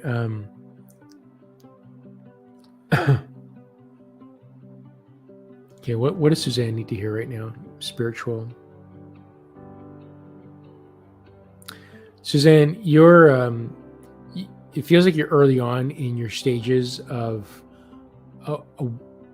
not necessarily of awakening, but opening yourself up into your own spiritual gifts. You are open to this, but they want you to practice it and connect into beyond your 5 physical senses into your clair senses, clairsentience, clairvoyance, clairaudience, clairgustance, claircognizance. They want you to move into your other senses and what's best for her. They want you to start with the angel cards. I don't know if you're using angel cards, but angel cards, I have a couple of decks behind me here on the wall, and I particularly like Kyle Gray, but go find yourself a deck of angel cards, and then you go through and you look at every card and you immerse yourself with it and connect with the energy that's there, and then you read the book and you look at all the messages that are there in there, and start carrying your deck of angel cards with you. Walk around with them, become them, and then use your angel cards. You essentially just keep it with you all the time, so you can align your energy to it, and then start taking cards out for yourself. So you lay it out on your deck. You can either just shuffle and wait for a card to pop out. You can lay the cards out in front of you and hover your hand over it, or you can just shuffle it, and then when you feel ready to stop, you can just pull a card out, a few cards, and notice the message that comes out from it, and then read the book and see if it aligns with what's happening in your life, and then continue to do that without looking at the book and just looking at the picture and see if you get a message from it, and then doing it for other people, doing that same method. So they really want you to practice your clairs and start getting into actively developing your clairs, because you're ready for this, and this is part of your spiritual growth. I hope you are doing that. And if it's more than that, move into pendulums, move into muscle testing. Start asking questions, talking with your guides. Even if you don't hear them, just talk out loud and pause and listen. That's where you're moving into. I hope that resonates. It's really cool. I'm excited for you. Very excited for you. Let me come to White Rabbit. And White Rabbit, 38:30. It's time to get my freshly squeezed juice on. Okay, so White Rabbit says, "Hi Con, I feel like I've made the wrong choice by choosing to study math. Is it intuition or is it anxiety?" I'm getting it's more your body. It's your bodily fear that's jumping in here. You can really make no choices, and this is what you need to. You can make no wrong choices. Every choice that you make is an experience, and nothing says that you can't continue to do more creative things at the same time. You can't do other studies at the same time. There is never a wrong choice. This is the path that you're taking to experience something in your life. You're being creative. That in itself is creativity. To be curious and explore. I'm curious about the maths, so let me go down the maths route, and I'm going to study the maths. So this is not a bad thing. you may be surprised to know, so I'm an analytical maths person. I was in the province of Ontario during my time. I was the second in Ontario for mathematics. I was very good at math in my early years. I was very good at math. And then I got into drugs into high school, and that was the thing. But prior to that, I was very good at maths and sciences and very good with programming and code. And but I also had a strong intuition. And so it also means that we are not just one side of the coin. We are everything. So for you to choose math, great. You've decided it's not that you've chosen math, that you made the wrong choice. It's like I'm choosing math for now. And I'm going to play with it. I'm going to experience it. Immerse yourself with it. Have fun with it. And if something else comes up, do that as well. Add it in. And if you decide to move in another direction away from math, great. Follow your heart. And you can make no wrong choices. All you can do is present experiences to yourself and see what happens. So you are doing something great. You have not made a wrong choice. You've made a choice, which is more important than making the right choice. You've made a choice. Made a choice. Love that. It's not about making the right choice, it's about making a choice. Oh my gosh, that was powerful. I want to put that on a t-shirt. Love that. Yeah, right, Kira? I'm learning stuff as well all the time. I typically don't remember it after these shows but I do try to write these down and mark what I like so I can revisit it. Okay, I did.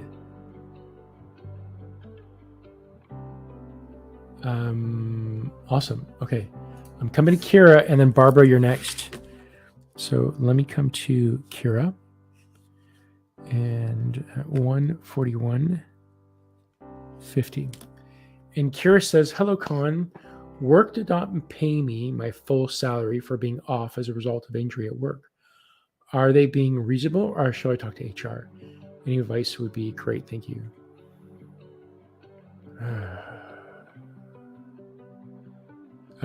Yeah, you definitely need to talk to HR because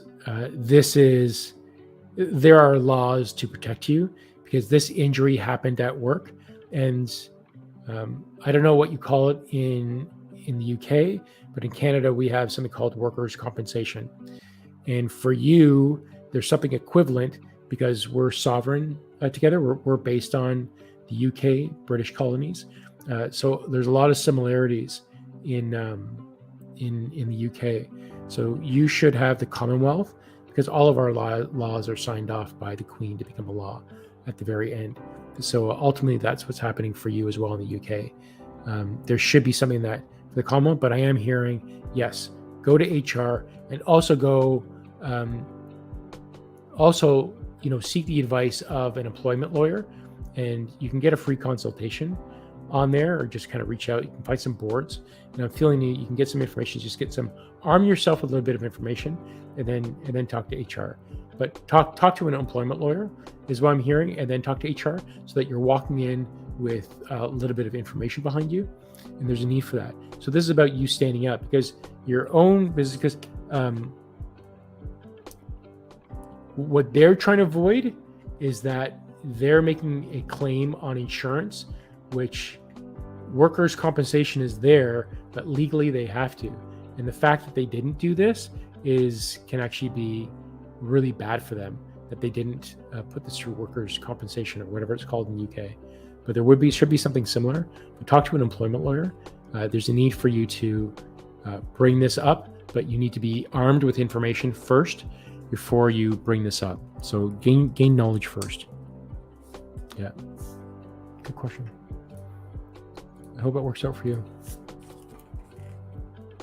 It will work out for you, actually, is what I'm hearing. They correct me on that. It will work out for you. And I've got the lovely Barbara here. How's it going, Barbara? Okay, hello, Con and Erik. Any messages for me from Erik? Erik, would you come in on this one? Okay, what does Barbara need to hear? You're saying you haven't been standing on your own 2 feet, have you? You haven't been holding to what is in your heart. You've had a choice to make, but because it was family, this is probably one of the hardest choices you've had to make. And, you feel like you've been backed into a corner that you needed to make the choices that were been forced onto you, but that's not for your greatest good, is it? Have you looked at what is for the greatest good of all? Is it the greatest good of you, the greatest good of them? You're making choices that need to be for the greatest good of all. It's not about a choice for you. It's not just a choice for them. It's a choice for the greatest good of all. So he's saying you need to really look at what is important to you and what feels right. Don't do something because you were forced to do it and that's what's expected of you. Do what is right and what feels right. And that's the stage. If you want to spiritually open and move to where you need to go, you need to move into a state of feeling and doing the right thing of what feels right, in tune with your guides. You don't need to make quick or rash decisions, but you do need to tune in to the right decision that is right for you, that makes you feel good. That when you make a decision, it might hurt like a Band-Aid being taken off, but it's the right decision and it feels good that you made that decision. That's how decisions are made. You need to feel good about it. Yeah, feel good about your decision. Hope that resonates for you, Barbara. All right, I'm coming to the end.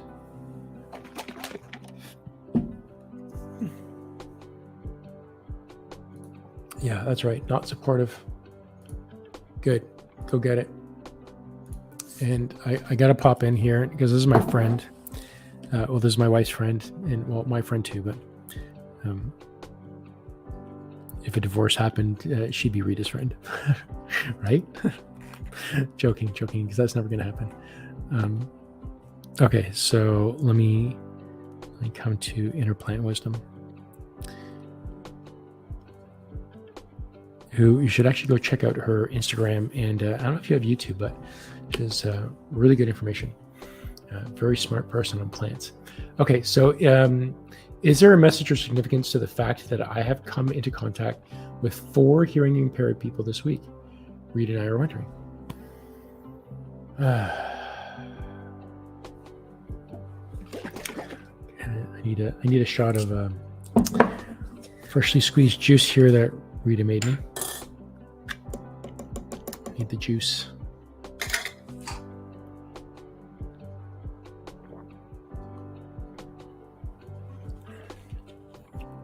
Okay. Sorry. Okay. All right. Who's going to come in for this question?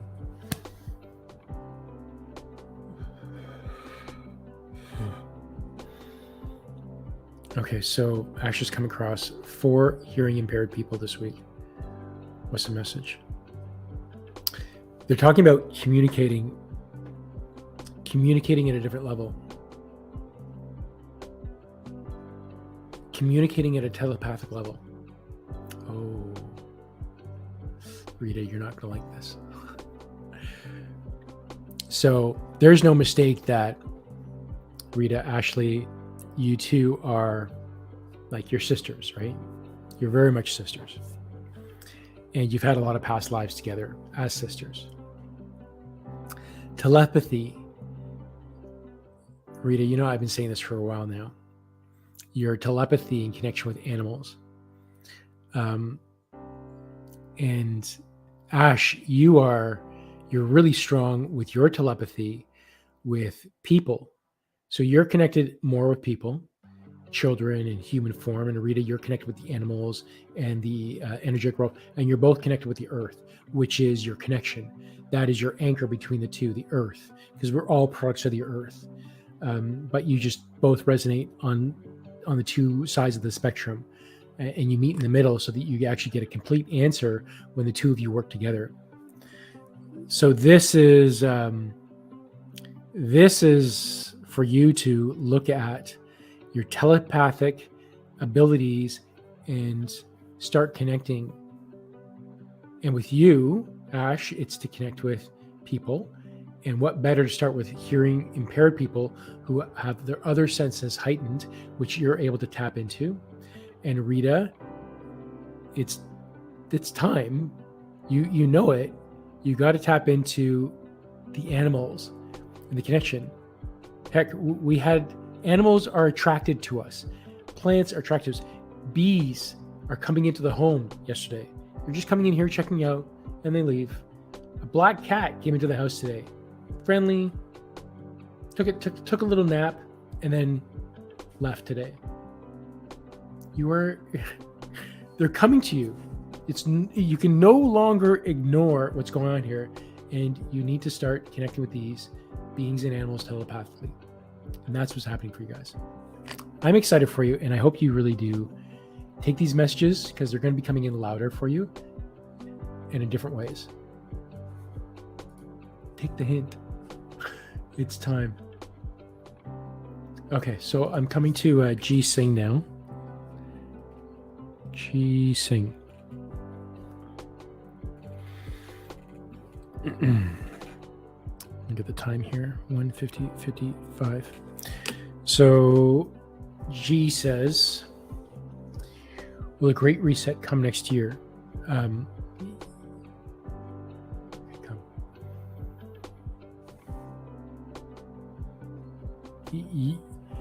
Yes, we're seeing the reset. The reset is happening now. It's as if you could see a light switch, but instead of just flicking the switch quickly, you're taking the switch and the switch is moving slowly.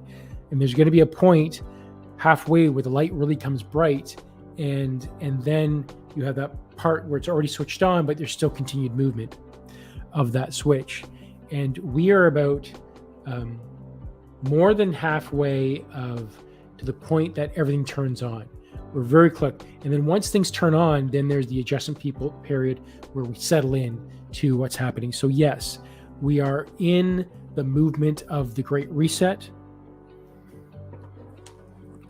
And ultimately, in the end, it is such a good thing that's going to be happening. Such a good thing that's going to be happening. So yes, the Great Reset is upon us. That's very cool. Thank you, G Singh. And is there anything that you want to say to G? What does G need to hear?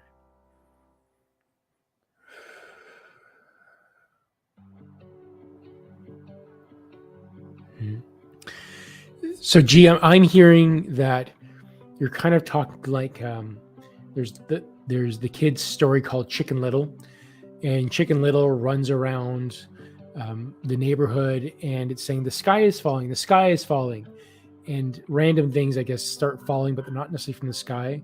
You're saying the sky is falling, and every person that Chicken Little sees, Chicken Little saying like the sky is falling. It's like the sky's not falling. That's a bird. The sky's not flying. That's a leaf. And they just constantly just kind of bring the sky is falling messages up. So no one believes them, but then eventually the sky falls, I think. But what they're kind of saying is that stop going around and tell people that the sky is falling. Let them figure it out themselves. Just become and be concerned with yourself. And you can discuss it with your circle around you. And those people, certain people might come to you to talk about this. But ultimately, it's not for you to tell people the sky's falling. Let them just prepare yourself and get your space ready. And then you'll help them. When the sky begins to fall, you'll be able to help them because you've been more prepared. And that's what I'm getting for you, G Singh. I hope that resonates for you. All right, I got 2. Yeah, girl. Definitely loud and proud. You got it, Ash. I hope Rita was listening to that too. If not, you got to put that to her. Timestamp for you, Ash, is 1 hour, 46 minutes, and 50 seconds. So get that to her. So I'm going to read Veer, and then Ange, I'll get to your second question. So let me come to Veer. And Veer says, I just want to know if my son Veer will do good in his education and what will be his career.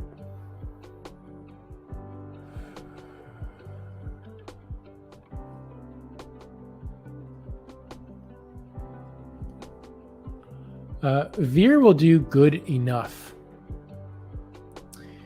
because the career that's been put in front of Veer has been one that is of his choice.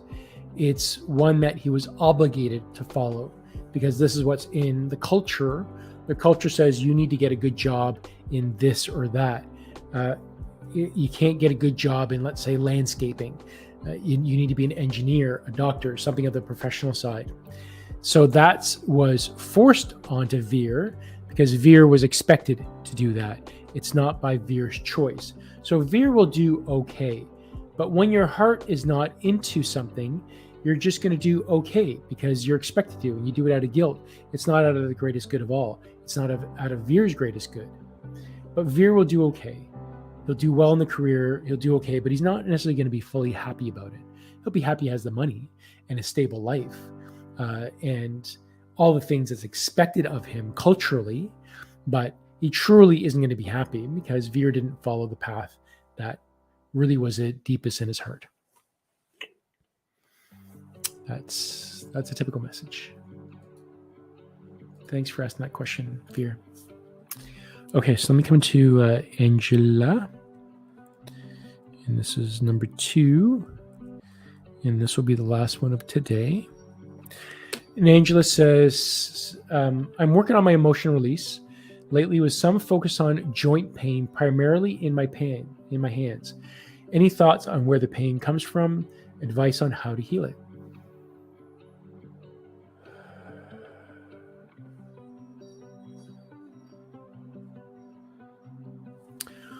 What needs to happen for you? And this message came from me as well recently, that you need to fully explore. You need to fully explore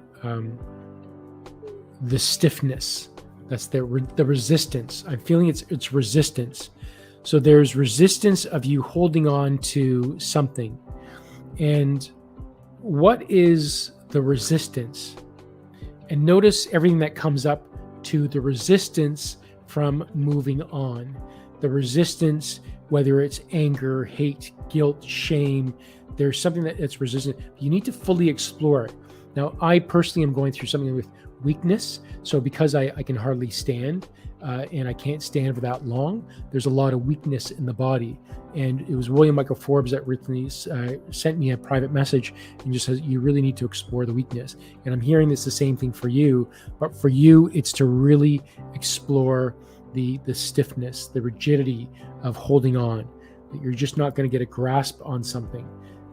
And you're just not willing to hold on. So what's the resistance there? So really explore that in your meditations.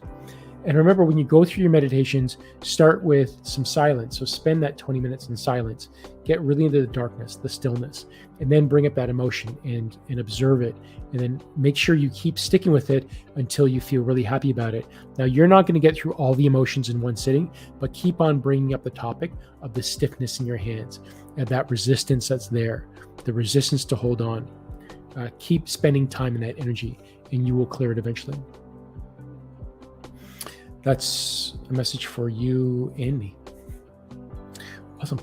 Awesome. Well, guys, that ends another Channeling Erik. Thank you so much for contributing your energy and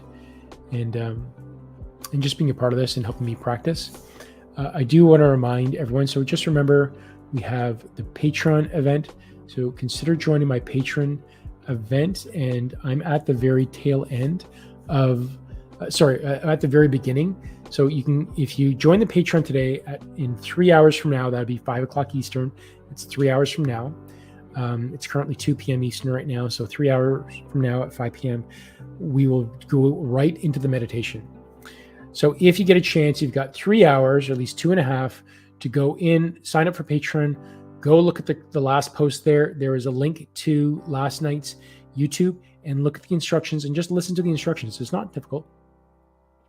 I'll do a recap today very quickly, and then we're going to go right into the meditation. Today's session will be about half an hour. Yesterday's session was an hour, which included the meditation. But have some paper ready and join in and consider being a part of this if you're ready for a shift in your life. And I hope you guys are, because anyways, If you are, great. If not, that's okay too. So again, this has been another Channeling Erik, Archangel Guidance. I'm doing live readings every Friday. So I'll be back next Friday at 12 noon Eastern Standard Time. My name is Con Knight. I'm an intuitive empath and providing channel guidance and channel messages. So please join me for next week for another live reading every Friday. And again, join me for Channeling Erik. So much love, everybody. Have yourself a great week. I'll see you soon. Bye.